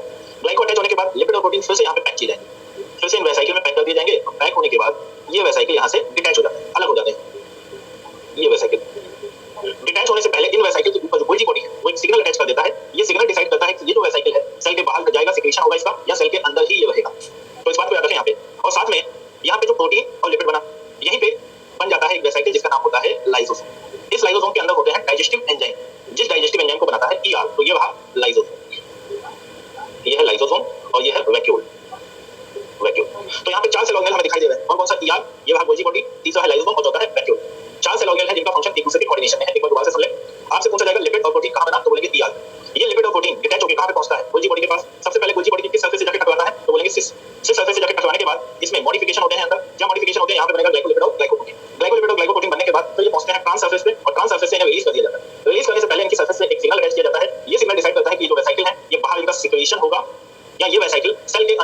ट्रांसपोर्ट होंगे, ट्रांसपोर्ट होंगे। तो यहाँ पे ये डिसीजन कौन लेता है? आंसर है गोल्जी प्रोटीन। तो आपसे पूछा जाएगा सेल सिक्रेशन, सेल से जो सिक्रेशन होता है ये किसकी कौन से अवयव की वजह से होता है? आंसर है गोल्जी प्रोटीन। सेल के अंदर ग्लाइकोलिपिड ग्लाइकोप्रोटीन कहां बनते हैं? आंसर है गोल्जी प्रोटीन। सेल के अंदर प्रोटीन और लिपिड कहां बनते हैं? आंसर है ईआर। अब कोई भी चीज अगर सेल के अंदर एक्स्ट्रा अमाउंट में बन गई तो फिर वो जाके कहां पे स्टोर हो जाती है? वैक्यूल के अंदर। लाइसोसोम को कौन बनाता है? लाइसोसोम के अंदर होते हैं डाइजेस्टिव एंजाइम। आगे चलकर पढ़ेंगे लाइसोसोम के अंदर क्या होता है? डाइजेस्टिव। और हम लोग पढ़ चुके हैं ऑल एंजाइम्स आर प्रोटीन। तो सीधी सी बात है, प्रोटीन बनाता कौन है? Rough endoplasmic reticulum. मतलब लाइसोसोम के अंदर जो भी एंजाइम पड़े हुए हैं उसे किसने बनाया है? Rough endoplasmic reticulum. क्लियर है? तो यहाँ पे जो चार सेल ऑर्गेनेल है इनका फंक्शन आपस में क्या है? कोऑर्डिनेशन में है। अब सबसे पहले हम लोग वन बाय वन डिस्कस कर लेते हैं। सबसे पहले डिस्कस करने जा रहे हैं ईआर, एंडोप्लाज्मिक रेटिकुलम। अभी मैंने आपको बताया कि जो एंडोप्लाज्मिक रेटिकुलम है ये कहां पे प्रेजेंट होता है? It is present near the nucleus. Nucleus के पास में बहुत सारी मेम्ब्रेन की फोल्डिंग होती है। किसी भी बुक में जब आप सेल का डायग्राम देखेंगे तो वहां पे न्यूक्लियस के पास बहुत सारी आपको मेम्ब्रेन मिल जाएगी फोल्ड के फॉर्म। तो जो फोल्डेड मेम्ब्रेन है वो है कि एक्चुअल में वही है एंडोप्लाज्मिक रेटिकुलम। ईआर का अमाउंट जो सेल जितनी ज्यादा मेटाबॉलिकली एक्टिव होती है उसमें ईआर का अमाउंट उतना ही ज्यादा मिलेगा, क्योंकि उसमें एंजाइम और हार्मोन का फॉर्मेशन उतना ही ज्यादा होगा। जितना एंजाइम हार्मोन का फॉर्मेशन ज्यादा होगा उसमें प्रोटीन की रिक्वायरमेंट भी उतनी ही ज्यादा होगी। तो याद रखें मेटाबॉलिकली एक्टिव सेल के अंदर ईआर कम मिलेगा या ज्यादा? मिलेगा ज्यादा। ईआर जो है इसका एक और नाम दिया गया है, इसे बोलते हैं सिस्टम ऑफ मेम्ब्रेन। क्या नाम है? System of membrane. बहुत सारी मेम्ब्रेन इन्वॉल्व है, इसलिए नाम पड़ गया सिस्टम ऑफ मेम्ब्रेन। ईआर जो होता है ये सेल के अंदर जो साइटोप्लाज्म होता है उसे दो हिस्से में डिवाइड कर देता है। एक ऐसा पार्ट होता है जो ईआर के अंदर होता है, एक ऐसा पार्ट होता है जो ईआर के बाहर होता है। तो इसने इंट्रासेलुलर स्पेस मतलब सेल के अंदर जो स्पेस है उसे कितने हिस्से में डिवाइड किया? तो एक ऐसा है जो ईआर के अंदर है उसे बोलते हैं ल्यूमिनल, और जो ईआर के बाहर पार्ट है उसे बोलते हैं एक्स्ट्रा ल्यूमिनल। देखें आगे ईआर, ईआर में देखिए पहली लाइन पढ़े, देखिए क्या लिखा है? Network like tiny tubular structure present in the cytoplasm near nucleus. तो आप देख सकते हैं डायग्राम में बहुत सारी मेम्ब्रेन यहां पे इन्वॉल्व होती है और ये कहां प्रेजेंट होता है? It is present near the nucleus. ये वाला न्यूक्लियस। आगे देखें यहां पे दिखाया गया है कि जो पार्ट ईआर के अंदर है उसे नाम क्या दिया है? ल्यूमिनल, और जो ईआर के बाहर वाला साइटोप्लाज्म होता है उसे क्या बोलते हैं? Extra luminal. Extra luminal. ER divide the intracellular space into the two compartment. Intracellular space को कितने हिस्से में डिवाइड कर दिया? दो। पहला है ल्यूमिनल और दूसरा है एक्स्ट्रा ल्यूमिनल। अब यहां पे बात करने जा रहे हैं जो ईआर है, चाहे वो आरईआर हो चाहे वो एसईआर हो, उसके कंपोनेंट्स क्या होते हैं, वो किससे मिलकर बना होता है? तो यहां पे तीन बातें याद करनी है। ईआर के जो कंपोनेंट है वो है सिस्टर्नी, ट्यूब्यूल, वेसाइकिल। एक बार दोबारा बोलेंगे, सिस्टर्नी, ट्यूब्यूल, वेसाइकिल। ये तीन कंपोनेंट है, सिस्टर्नी, ट्यूब्यूल, वेसाइकिल। देखिए सिस्टर्नी क्या है? अब इस डायग्राम में देखिए जो हमें लॉन्ग फ्लैट जो स्ट्रक्चर, जो ये जो स्ट्रक्चर हमें दिखाई दे रहा है ये लॉन्ग है और फ्लैट है इस तरह से। ये जो लॉन्ग फ्लैट स्ट्रक्चर हमें दिखाई देते हैं इसी को हम लोग बोलते हैं सिस्टर्नी। तो सिस्टर्नी जो होते हैं ये होते हैं कुछ इस तरह से लॉन्ग फ्लैट इस तरह से। ये जो स्ट्रक्चर है ये है cisternae. Long flat and unbranched structure को बोला गया है सिस्टर्नी। और जो सिस्टर्नी होते हैं ये mainly RER rough endoplasmic reticulum को बनाते हैं। किसे बनाएंगे? Rough endoplasmic reticulum. और इस पे क्या अटैच होते हैं? राइबोसोम। कौन से राइबोसोम इस पे अटैच होते हैं? टीटीएस। देखिए अगला point, form rough endoplasmic reticulum. Tubules की बात करते हैं। ट्यूब्यूल्स जो होते हैं, देखिए ये जो स्ट्रक्चर हमें ये दिखाई दे रहा है ये क्या है? ट्यूब्यूल्स। ये है ट्यूब्यूल्स। तो यहाँ पे देख सकते हैं सिस्टर्नी, ट्यूब्यूल्स, और ये दिखाई दे रहा है वेसाइकिल। अब ट्यूब्यूल्स जो है ये मेनली बनाते हैं स्मूथ एंडोप्लाज्मिक रेटिकुलम को, और इनमें ब्रांचिंग भी होती है। तो ये होती है ब्रांच्ड ट्यूब्स। ट्यूब्यूल्स क्या है? Irregular often branched tubes. Branched tubes को याद रखें। और ये कैसा होता है? अनब्रांच्ड। ट्यूब्यूल्स होते हैं मेनली एसईआर को बनाते हैं और इस पे राइबोसोम नहीं पाए जाते हैं, तो यहाँ पे do not have ribosomes and form SER. Vesicle जो होता है ये दोनों के पास ही प्रेजेंट होता है, चाहे वो आरईआर हो चाहे वो एसईआर हो, और इसका शेप होता है ओवल शेप। वेसाइकिल ओवल और स्फेरिकल शेप स्ट्रक्चर, और ये आरईआर में भी आपको मिल जाएगा और एसईआर के पास भी आपको मिल जाते हैं। तो इस बात को याद रखें, जो वेसाइकिल है आरईआर एंड एसईआर दोनों के पास आपको मिलेंगे। तो सिस्टर्नी, ट्यूब्यूल, वेसाइकिल तीन कंपोनेंट है ईआर के। यही सेम कंपोनेंट हम लोग दोबारा से पढ़ेंगे जब हम लोग गोल्जी बॉडी पढ़ेंगे, उसके भी यही सेम कंपोनेंट होते हैं। अब ईआर की यहाँ पे बात कर रहे हैं तो यहाँ पे जो दो ईआर हम लोगों ने पढ़े हैं आरईआर और एसईआर, इसमें क्या क्या डिफरेंस है वो देख लेते हैं। ठीक है, डिफरेंस देखने के लिए हम लोग यहाँ पे जो डायग्राम इसका पढ़ चुके हैं, अभी मैंने आपको डायग्राम बताया था, देखिए ये तो डायग्राम यहाँ पे हम लोगों ने समझा था, इसी से देख लेते हैं सारे डिफरेंस हमें यहाँ पे क्लियर हो जाएंगे। अगर मैं आपसे पूछूं बताओ राइबोसोम कहाँ पे मिलेगा? राइबोसोम आरईआर में या एसईआर में? तो बोलेंगे कहाँ पे दिख रहा है? Rough endoplasmic reticulum. कहाँ पे राइबोसोम नहीं मिलेगा? स्मूथ एंडोप्लाज्मिक रेटिकुलम पे। अच्छा, जहाँ पे राइबोसोम है वहीं पे प्रोटीन लिखी हुई है, क्या नाम है? Ribophorin protein. तो राइबोफोरिन प्रोटीन भी हमें कहाँ मिलेगी? आरईआर या एसईआर में नहीं मिलेगी। अगली बात, आरईआर का फंक्शन क्या है? प्रोटीन सिंथेसिस, जबकि एसईआर का फंक्शन क्या होता है? Lipid and steroidal hormone synthesis. देखो जो स्टेरॉइड होते हैं, स्टेरॉइड है क्या? एक तरह का लिपिड ही होता है। तो आपने सुना होगा कि जो बॉडी है, बॉडी के अंदर दो तरह के हार्मोन होते हैं, एक होता है प्रोटीन हार्मोन और दूसरा होता है स्टेरॉइडल हार्मोन। स्टेरॉइड कुछ नहीं है, यह है लिपिड डेरिवेटिव। याद रखें, लिपिड और स्टेरॉइडल हार्मोन कौन बनाता है? स्मूथ एंडोप्लाज्मिक रेटिकुलम, जबकि प्रोटीन कौन बनाता है? Rough endoplasmic reticulum. क्लियर है? अब देखिए डिफरेंस, यही सारे डिफरेंस लिखे हुए हैं। Rough endoplasmic reticulum and smooth endoplasmic reticulum. Rough endoplasmic reticulum पे राइबोसोम प्रेजेंट होता है, इसीलिए ये ग्रेन्यूल्स के फॉर्म में वहां पे दिखाई देते हैं। जो राइबोसोम है वो किसकी तरह दिखाई देते हैं? ग्रेन की फॉर्म में, ग्रेन्यूल्स के फॉर्म में, तो इसे बोलते हैं ग्रेन्युलर टाइप। और स्मूथ एंडोप्लाज्मिक रेटिकुलम पे राइबोसोम नहीं होते हैं, तो इसे बोला गया है एग्रेन्युलर। तो ग्रेन्यूल्स किसे बोला गया है? राइबोसोम को। राइबोसोम कहां पे प्रेजेंट है? रफ एंडोप्लाज्मिक पे। कहां पे एब्सेंट है? स्मूथ में। राइबोफोरिन प्रोटीन कहां पे प्रेजेंट है? आरईआर। कहां पे एब्सेंट है? एसईआर। कंपोनेंट आरईआर जो है वो भी हम लोगों ने पढ़ा है, ये मेनली बना हुआ होता है सिस्टर्नी का, जबकि एसईआर मेनली किसका बना हुआ होता है? ट्यूब्यूल्स का। फंक्शन, आरईआर का फंक्शन है प्रोटीन सिंथेसिस और सिक्रीशन। मेनली आरईआर कहां पे आपको ज्यादा मिल जाएगा? प्लाज्मा सेल और लिवर सेल। प्लाज्मा और लिवर की सेल में आरईआर का परसेंटेज आपको ज्यादा मिलेगा, जबकि यहाँ पे अगर हम लोग बात करें एसईआर, इसका फंक्शन क्या है? Lipid synthesis, steroidal hormone synthesis, glycogen metabolism, glycogen को भी बनाता है ग्लूकोज से। और सबसे लास्ट में ये कहां पे ज्यादा आपको अबंडेंट अमाउंट में एसईआर कौन से सेल ऑर्गन में मिल जाएगा? तो आंसर है adrenal cortex, gonad cells and liver cells. तो यहाँ पे हमें ये भी याद रखना है कि कौन कौन सी सेल में कम मिलेगा, किस सेल में ये ज्यादा मिलेगा। बात कर लेते हैं मॉडिफिकेशन ऑफ ईआर। अच्छा, यहाँ पे हम लोग बात कर रहे हैं कि जो ईआर है इसका मेन फंक्शन तो हम लोगों ने पढ़ा है कि ये प्रोटीन या लिपिड को बनाता है, लेकिन जब इसे और भी कुछ फंक्शन परफॉर्म करने पड़ते हैं तो यहाँ पे होता है मॉडिफिकेशन। तो मॉडिफिकेशन ऑफ ईआर में सबसे पहला है सार्कोप्लाज्मिक रेटिकुलम। सार्कोप्लाज्मिक रेटिकुलम कई बच्चों ने पढ़ा भी होगा, ये मिलता है कार्डियक मसल में। कहाँ मिलेगा? कार्डियक और स्केलेटल मसल में आपको मिल जाएगा। तो देखो सार्कोप्लाज्मिक रेटिकुलम जो होता है ये है तो एंडोप्लाज्मिक रेटिकुलम ही, लेकिन इसका फंक्शन अलग है। इसका फंक्शन होता है ये कैल्शियम को स्टोर करता है। क्या करेगा? Storage of calcium. कहाँ पे? स्केलेटल और कार्डियक मसल में। स्केलेटल और कार्डियक मसल में कैल्शियम को स्टोर करता है और ये स्केलेटल और कार्डियक मसल में हेल्प करता है इन द मसल कॉन्ट्रैक्शन। किसमें हेल्प करता है? Muscle contraction. आपने जूलॉजी में पढ़ा होगा कि मसल कॉन्ट्रैक्शन में कैल्शियम की रिक्वायरमेंट होती है, तो कैल्शियम को स्टोर करके कौन करता है? Sarcoplasmic reticulum. तो देखें, it is the modification of SER. SER का मॉडिफिकेशन है, क्या स्टोर करता है? कैल्शियम। कहाँ पे हेल्प करेगा? Muscle contraction. तो इस बात को याद रखें, ये पहला मॉडिफिकेशन हो गया। अगला जो मॉडिफिकेशन है वो है माइक्रोसोम। माइक्रोसोम क्या है? देखो, अगर हमें लैब में प्रोटीन सिंथेसिस की स्टडी करनी है, लैब में प्रोटीन सिंथेसिस की स्टडी करनी है तो हमें चाहिए माइक्रोसोम। माइक्रोसोम जो होता है ये बनता कैसे है? हम लोग ईआर को लें और ईआर को सेंट्रीफ्यूज करें। सेंट्रीफ्यूगेशन जो एक मशीन होती है उसमें तेजी से इसे घुमाया जाता है, तो उसमें होता क्या है, जो ईआर है इसके छोटे छोटे फ्रेगमेंट हो जाते हैं जिसमें ईआर दिखाई देता है, राइबोफोइल प्रोटीन, और उस पर अटैच रहते हैं राइबोसोम। ये राइबोसोम, तो ये माइक्रोसोम है क्या? जहां पे राइबोसोम और ये किस पे अटैच है? ईआर पे। ये जो पूरा एक फ्रेगमेंट है इसी को बोला जाता है माइक्रोसोम। माइक्रोसोम कभी भी आपको सेल के अंदर नहीं मिलेगा, इसे हम लोग लैब में बनाते हैं। लैब में क्यों बनाया जाता है? For the study of protein synthesis. Protein synthesis की स्टडी के लिए लैब में बनाया जाता है। तो जो काम लैब में करते हैं उसे बोलते हैं इन विट्रो। क्या बोलें? In vitro. तो देखो यहाँ पे लिखा हुआ है it is a fragment of ER associated with ribosome. Diagram में देख सकते हैं, obtain by high speed centrifugation.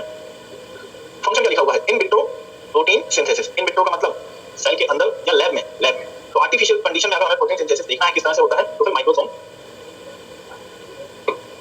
से देख सकते हैं। सबसे लास्ट में आता है फंक्शन। कुछ फंक्शन तो हमें पहले से याद है, जैसे कि पहला फंक्शन हम लोग पढ़ चुके हैं, प्रोटीन सिंथेसिस और क्या करता है, लिपिड सिंथेसिस और क्या करता है, स्टेरॉइडल हार्मोन सिंथेसिस और क्या करता है, ग्लाइकोजन मेटाबॉलिज्म में भी हेल्प करता है। उसके अलावा भी कुछ और फंक्शन है वो भी देख लेते हैं। जो ईआर होता है, ईआर याद रखें कि जो ईआर है ये न्यूक्लियर मेम्ब्रेन से तो अटैच होता ही है, न्यूक्लियर मेम्ब्रेन से सेल मेम्ब्रेन पे भी अटैच हो सकता है। देखिए डायग्राम में बता रहा हूं उस तरह से। तो न्यूक्लियर मेम्ब्रेन से सेल मेम्ब्रेन तक फैला हो सकता है ये इस तरह से। ये है ईआर। तो आपसे क्वेश्चन पूछा जाएगा न्यूक्लियर मेम्ब्रेन और सेल मेम्ब्रेन को, ऐसा सेल ऑर्गेनेल जो न्यूक्लियर मेम्ब्रेन और सेल ऑर्गेनेल न्यूक्लियर मेम्ब्रेन से और सेल मेम्ब्रेन से दोनों से अटैच हो सकता है। आंसर क्या बताएंगे? ईआर। और इस तरह अटैच होने से होगा क्या? ये सेल को एक मैकेनिकल सपोर्ट या बोलेंगे मैकेनिकल स्ट्रेंथ देने में हेल्प करता है। यहाँ पे इस तरह, तो हर तरफ से ये सेल मेम्ब्रेन और न्यूक्लियर मेम्ब्रेन से अटैच रहता है, जिससे कि सेल को क्या मिलता है? एक शेप मिलता है। तो मैकेनिकल सपोर्ट देने का काम करता है। देखें पहला पॉइंट, मैकेनिकल सपोर्ट किस तरह से देता है ये सभी को समझ में आ रहा है, क्योंकि ये अटैच होता है न्यूक्लियर मेम्ब्रेन से और सेल मेम्ब्रेन से। तो इस तरह से हर जगह पे ये अटैच होता है जो कि इसे मैकेनिकल सपोर्ट देने में हेल्प करेगा। दूसरा पॉइंट, इंट्रासेलुलर ट्रांसपोर्ट। अभी मैंने आपको बताया था कि जो ईआर है, ईआर पे क्या क्या बनता है? ये बना है प्रोटीन और ये बन गया लिपिड, और इसे सेल के एक पार्ट से दूसरे पार्ट में भेज दिया जाता है। इसे कहां से कहां भेजा जाता है? ईआर से किसके पास? गोल्गी बॉडी के पास। तो इंट्रासेलुलर, इंट्रासेलुलर मतलब सेल के अंदर जो ट्रांसपोर्ट होता है उसे बोलते हैं इंट्रासेलुलर। तो ये इंट्रासेलुलर ट्रांसपोर्ट होता है किसका? प्रोटीन का और लिपिड का। अगला, प्रोटीन सिंथेसिस ईआर में होती है, ये तो हमें पहले से याद है। दूसरा, और क्या सिंथेसिस होती है? लिपिड सिंथेसिस, ये भी पहले से याद है। और सेलुलर मेटाबॉलिज्म बताया, ग्लाइकोजन को भी ये बनाता है, तो सेलुलर मेटाबॉलिज्म में भी ये इन्वॉल्व है। न्यूक्लियर मेम्ब्रेन, अच्छा न्यूक्लियर या कोई भी जो मेम्ब्रेन होती है, कोई भी मेम्ब्रेन है, सेल वॉल की बात नहीं कर रहे, मेम्ब्रेन की बात कर रहे हैं। कोई भी मेम्ब्रेन है, चाहे वो न्यूक्लियर मेम्ब्रेन है, चाहे वो गोल्गी बॉडी की मेम्ब्रेन है, चाहे वो लाइसोसोम की मेम्ब्रेन, ये जो मेम्ब्रेन होती है ये मेनली दो चीजों से मिलकर बनी होती है, प्रोटीन से और लिपिड से। याद करो हम लोगों ने जब प्लाज्मा मेम्ब्रेन पढ़ा था, सेल मेम्ब्रेन, मैंने बताया था कि सेल मेम्ब्रेन में जो प्रोटीन होता है वो होता है 52% और लिपिड कितना होता है? 40%। कार्बोहाइड्रेट केवल 8% होता है। याद आया? तो कोई भी मेम्ब्रेन है उसके मेन दो कंपोनेंट हैं, कौन सा? प्रोटीन और दूसरा लिपिड। और अभी हम लोगों ने पढ़ा है कि प्रोटीन को बनाने का काम कौन करता है? ईआर। लिपिड बनाने का काम कौन करता है? एसईआर। तो ऑब्वियस सी बात है कि जो न्यूक्लियर मेम्ब्रेन है ये भी किससे मिलकर बनी होगी? लिपिड और प्रोटीन। तो लिपिड को किसने बनाया होगा? एसईआर। प्रोटीन को किसने बनाया होगा? ईआर। तो फॉर्मेशन ऑफ न्यूक्लियर मेम्ब्रेन यहाँ पे याद रखें कौन करता है? ईआर।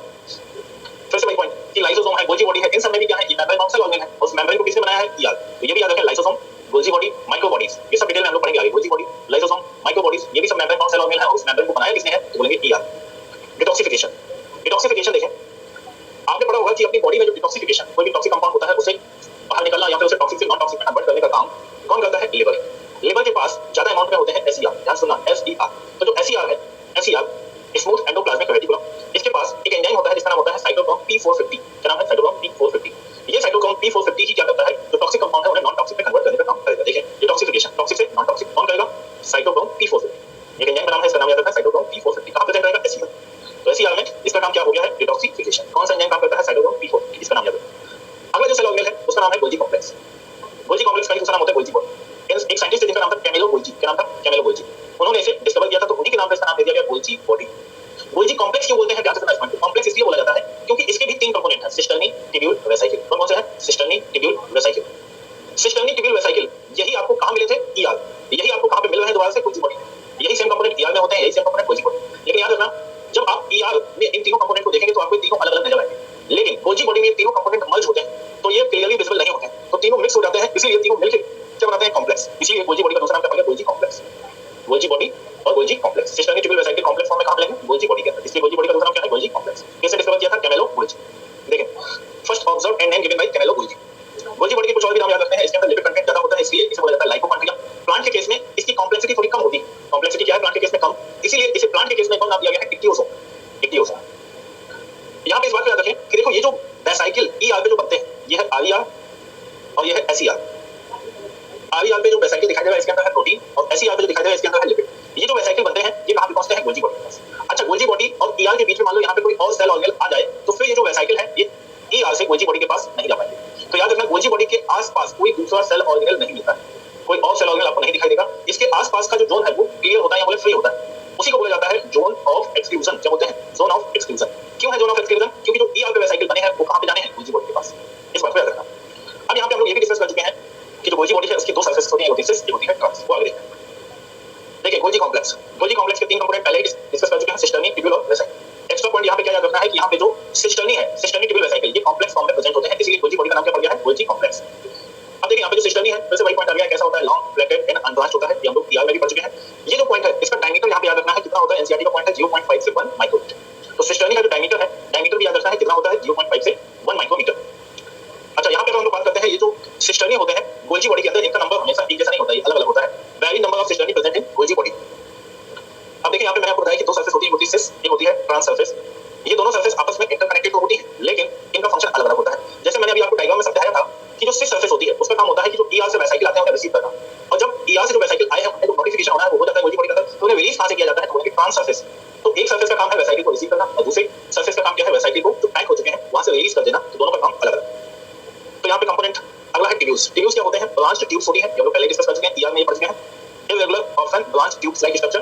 वेसाइकल क्या है? ओवल या स्फेरिकल शेप होते हैं। डायग्राम में भी देख सकते हैं वेसाइकल, ये देखें वेसाइकल ओवल या स्फेरिकल शेप होते हैं। तो यही तीन कंपोनेंट है, तीनों कॉम्प्लेक्स स्ट्रक्चर बनाते हैं। फंक्शन में देखें, मैंने आपको बताया था अभी कि सेल से जितने भी सिक्रीशन होते हैं, ग्लाइकोप्रोटीन और ग्लाइकोलिपिड कहां पे बन जाते हैं? प्रोटीन और लिपिड कहां बनते हैं? ईआर में। ग्लाइकोलिपिड ग्लाइकोप्रोटीन कहां बनते हैं? गोल्जी बॉडी के अंदर। फिर इन ग्लाइकोलिपिड और ग्लाइकोप्रोटीन को पैक किया जाता है वेसाइकल में, और कहां पे रिलीज कर दिया जाता है? सेल के बाहर। सेल के बाहर कोई भी चीज रिलीज होती है उसको बोलते हैं सिक्रीशन। तो सेल से जितने भी सिक्रीशन होते हैं उन्हें कराने का काम कौन करता है? Golgi body. तो इस बात को याद रखना, गोल्जी बॉडी। देखिए डायग्राम में भी दिखाया गया है कि ये जो वेसाइकल है, ईआर से ये वेसाइकल कहां पे आता है? ये वेसाइकल आएगा गोल्जी बॉडी के पास। गोल्जी बॉडी के पास, गोल्जी बॉडी की कौन सी सरफेस से आता है? पूछा जाए ये कौन सी सरफेस है, तो बोलेंगे ये है सिस। और जहां से रिलीज होता है ये कौन सी सरफेस है? तो बोलेंगे ट्रांस। ये वेसाइकल यहां से रिलीज होकर ये देखें बाहर सिक्रीट, यहां पे जो प्रोसेस चल रहा है क्या चल रहा है? सिक्रीशन। तो ये वेसाइकल के अंदर जो भी भरा हुआ है ये यहां से सेल से बाहर रिलीज कर दिया जाता है, इसे बोलते हैं सिक्रीशन। तो सिक्रीशन का काम भी कौन करता है? Golgi body. वही पूरा प्रोसेस बताया गया है। Golgi body receive material from the ER through cis face. Chemically modification इसमें होता है। मॉडिफिकेशन में मैंने बताया क्या होता है, इसमें कार्बोहाइड्रेट की चेन अटैच कर दी जाती है। प्रोटीन से बन जाएगा ग्लाइकोप्रोटीन, लिपिड से बन जाएगा ग्लाइकोलिपिड। ग्लाइकोप्रोटीन और ग्लाइकोलिपिड बनते हैं, इस प्रोसेस को बोला जाता है ग्लाइकोसाइलेशन। देखिए यहां पे लिखा हुआ है ग्लाइकोसाइलेशन। ग्लाइकोसाइलेशन, तो ग्लाइकोसाइलेशन का सिंपल सा मतलब है प्रोटीन और लिपिड में कार्बोहाइड्रेट की चेन को अटैच करना, इसी को बोलते हैं ग्लाइकोसाइलेशन। सिस और ट्रांस ये सरफेस के नाम है, सरफेस के नाम दिए गए हैं। सिस जहां से वेसाइकल रिसीव हुआ, और ट्रांस जहां से रिलीज होता है। केमिस्ट्री में भी ये टर्म आप पढ़ते हो, ऑर्गेनिक केमिस्ट्री, वहां अलग है, यहां पे अलग। ग्लाइकोप्रोटीन और ग्लाइकोलिपिड का फॉर्मेशन इसके अंदर हो जाता है, प्रोसेस का नाम बता दिया गया है ग्लाइकोसाइलेशन। फिर packaging material deliver, packaging of material and delivered either to the intracellular target. इसका मतलब है ये जो वेसाइकल बनते हैं या तो सेल के अंदर ही रहेंगे वेसाइकल, या फिर इन्हें सेल के बाहर सिक्रीट कर दिया जाएगा। एंडोमेम्ब्रेनस सिस्टम के डायग्राम में स्टार्टिंग में ही इस बात को मैंने बता दिया था कि जो वेसाइकल है या तो सेल के बाहर सिक्रीट हो जाएगा या सेल के अंदर ही चलता रहेगा, उसका कहीं पे यूज कर लिया जाएगा सेल के अंदर।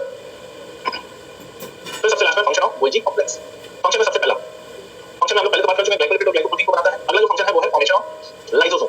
देखो इस बात को याद रखना कि जो लाइसोसोम है, अगला सेल ऑर्गेनल हम लाइसोसोम की पढ़ेंगे। इस लाइसोसोम को बनाने में दोनों सेल ऑर्गेनल इन्वॉल्व होते हैं, ईआर भी और गोल्जी बॉडी भी। ईआर के फंक्शन में भी हम लोगों ने पढ़ा था कि जो लाइसोसोम है उसे कौन बनाता है? ईआर। तो दोनों ही सेल ऑर्गेनल इसे मिलकर बनाते हैं, इस बात को याद रखना लाइसोसोम। देखो लिखा हुआ भी है collective function of ER in Golgi body. Cell wall material, जब सेल वॉल पढ़ा था तो मैंने बताया था सेलुलोज को बनाता है सेल मेम्ब्रेन, हेमीसेलुलोज और पैक्टिन को याद करो कौन बनाता था? हेमीसेलुलोज पैक्टिन को कौन बनाता था? Golgi body. गोल्जी बॉडी का वहीं पे दूसरा बताया था इक्टियोसोम, और प्रोटीन को बनाता था लाइसोसोम। ये पहले भी पढ़ चुके हैं। सेल वॉल मटेरियल, और सेल वॉल मटेरियल पूछा जाए कौन कौन सा, तो बोलेंगे हेमीसेलुलोज एंड पैक्टिन। अगला सेल प्लेट। जब सेल डिवीजन पढ़ेंगे तो वहां पे देखेंगे कि जो सेल प्लेट होती है प्लांट के केस में, प्लांट के केस में एक सेल से जब दो सेल बनती हैं तो बीच में प्लेट लाइक स्ट्रक्चर बनता है। ये देखिए, ये जो प्लेट लाइक स्ट्रक्चर बना है, इस प्लेट लाइक स्ट्रक्चर में मेनली कौन प्रेजेंट होता है? Golgi body. ये जो येलो कलर से आपको दिखाई दे रहे हैं ये क्या है? Golgi body. तो देखें गोल्जी बॉडी या बोले गोल्जी वेसाइकल। तो याद रखना प्लांट के केस में, एनिमल नहीं लिखा, प्लांट के केस में सेल प्लेट, ये सेल प्लेट केवल प्लांट में ही बनती है, एनिमल नहीं बनती। तो प्लांट के केस में सेल प्लेट को बनाने में कौन हेल्प करता है? Golgi body. Formation of exosome during spermiogenesis. Spermiogenesis का मतलब होता है स्पर्म का बनना।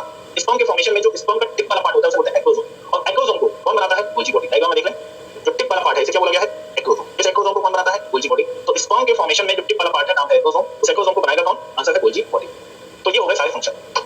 तो यहाँ पे हम लोगों ने आज देखा है एंडोमेम्ब्रेनस सिस्टम। एक बार ध्यान से सुनिए, एंडोमेम्ब्रेनस सिस्टम में 4 सेल ऑर्गेनल होते हैं, ईआर, गोल्जी बॉडी, लाइसोसोम और वैक्यूल। इसमें से 2 हम लोगों ने आज देख लिए हैं, ईआर और गोल्जी बॉडी। ईआर जो होता है ये न्यूक्लियस के आसपास मेम्ब्रेन स्ट्रक्चर होता है, तो इसी का एक और नाम बताया है, होता है सिस्टम ऑफ मेम्ब्रेन। ईआर जो होता है, ध्यान से समझते जाएं, डोमिनेट ऑफ ईआर की अगर हम लोग बात करते हैं तो जो ईआर होता है ये साइटोप्लाज्म को 2 पार्ट में डिवाइड कर देता है, एक को बोलते हैं लिमिनल और दूसरे को बोलते हैं एक्स्ट्रा लिमिनल। अच्छा, ईआर की हम लोग अगर यहाँ पे बात करते हैं तो जो ईआर होता है इसके 3 कंपोनेंट होते हैं, सिस्टर्नी, ट्यूब्यूल, वेसिकल। कौन कौन से हैं? Cisternae, tubule, vesicle. सिस्टर्नी जो होता है ये मेनली साइटोप्लाज्म रेटिकुलम को बनाता है, ट्यूब्यूल्स जो होते हैं ये मेनली साइटोप्लाज्म रेटिकुलम को बनाता है, जबकि वेसिकल तो दोनों में ही प्रेजेंट होता है। अगली बात, अगर आरईआर और एसईआर की अगर हम लोग बात करते हैं, दोनों में डिफरेंस क्या है? तो अगर मैं आपसे पूछूं राइबोसोम कहां मिलेगा, तो क्या बोलेंगे? आरईआर। राइबोफोरिन प्रोटीन ये कहां मिलेगी? तब आंसर क्या है? आरईआर। राइबोफोरिन प्रोटीन का काम क्या होता है? राइबोसोम को ईआर की सरफेस से अटैच करना। प्रोटीन सिंथेसिस कहां पे होती है? आरईआर। लिपिड सिंथेसिस कहां पे होती है? एसईआर। स्टेरॉइडल हार्मोन की सिंथेसिस कहां पे होती है? तभी क्या बोलेंगे? एसईआर। तो ये सारी बातें हमें याद रखनी है। फिर अगर मैं आपसे पूछूं कि बताओ किसे बोलते हैं ग्रेन्युलर, तो बोलेंगे आरईआर, किसे बोलते हैं एग्रेन्युलर, तो एसईआर। तो ये तो हो गया डिफरेंस। मॉडिफिकेशन में सबसे पहला बताया था सार्कोप्लाज्मिक रेटिकुलम। सार्कोप्लाज्मिक रेटिकुलम कहां मिलता है? स्केलेटल और कार्डियक मसल में। फंक्शन क्या होता है? कैल्शियम को स्टोर करने का काम करता है। किसमें हेल्प करता है? मसल कॉन्ट्रैक्शन में हेल्प करता है। जबकि माइक्रोसोम को हम लोग यूज करते हैं लैब में प्रोटीन सिंथेसिस की स्टडी के लिए। तो माइक्रोसोम और सार्कोप्लाज्मिक रेटिकुलम ये दोनों हो गए मॉडिफिकेशन। फिर आ जाता है फंक्शन में, कई सारे यहाँ पे फंक्शन है। पहला फंक्शन पढ़ा था मैकेनिकल स्ट्रेंथ देने का काम करता है। दूसरा हम लोगों ने यहाँ पे पढ़ा है प्रोटीन सिंथेसिस में हेल्प करता है, लिपिड सिंथेसिस में हेल्प करता है, सेलुलर मेटाबॉलिज्म में हेल्प करता है, स्टेरॉइडल हार्मोन की सिंथेसिस में हेल्प करता है। तो कई सारे और भी इसके फंक्शन है। आगे बढ़ जाते हैं गोल्जी कॉम्प्लेक्स। गोल्जी बॉडी को डिस्कवर किया था कैमेलो गोल्जी, उन्हीं के नाम पे इसे बोला जाता है गोल्जी बॉडी। और सिस्टमिक ट्यूब्यूल वेसिकल यहाँ पे कॉम्प्लेक्स स्ट्रक्चर बनाते हैं, इसीलिए इसका नाम पड़ गया गोल्जी कॉम्प्लेक्स। गोल्जी बॉडी जो है इसके आसपास कोई दूसरा सेल ऑर्गेनल नहीं होता है, इसी वजह से इसके आसपास के जोन को बोलते हैं जोन ऑफ एक्सक्लूजन। आसपास कोई सेल ऑर्गेनल नहीं होना चाहिए। अच्छा, गोल्जी बॉडी में भी वही 3 सेल कंपोनेंट है, सिस्टमिक ट्यूब्यूल और वेसिकल। इस बात को याद रखें। फंक्शन में हम लोगों ने देख लिया है कि यहाँ पे जो फंक्शन है सबसे इंपॉर्टेंट है ग्लाइकोलिपिड और ग्लाइकोप्रोटीन कहां बनते हैं? तो बोलेंगे गोल्जी बॉडी के अंदर बनते हैं। अच्छा, यहाँ पे इंट्रासेलुलर ट्रांसपोर्ट भी कहां पे हो जाता है? सेल के अंदर भी ट्रांसपोर्ट कर सकता है, ईआर भी गोल्जी बॉडी भी। लाइसोसोम की सिंथेसिस जो है ये कौन मिलकर करता है? ईआर और Golgi body. Cell plate, plant के अंदर जब सेल डिवीजन होता है तो उस समय जो सेल प्लेट बीच में बनती है उसे भी मेनली कौन बनाता है? तो बोलेंगे गोल्जी बॉडी। स्पर्म के टिप वाला पार्ट जिसे बोलते हैं एक्सोसोम, उसे भी मेनली कौन बनाता है? तो बोलेंगे गोल्जी बॉडी या गोल्जी कॉम्प्लेक्स। तो ये हो गया फंक्शन ऑफ गोल्जी बॉडी या गोल्जी कॉम्प्लेक्स। तो आज के लिए यही तक। आप लोगों को नेक्स्ट टर्न पे जो बिगिनर बॉक्स 1 है वो सॉल्व करके आना है। मॉड्यूल में बिगिनर बॉक्स 1 को सॉल्व करके आए और हम लोग नेक्स्ट टाइम पे आगे इसके पढ़ेंगे लाइसोसोम। तो लाइसोसोम की एक बार रीडिंग लगा के आए। चलिए आज के लिए इतना ही। Thank you everyone. जिसके पास मॉड्यूल है वो मॉड्यूल से सॉल्व करें, नहीं है तो हम लोग इसका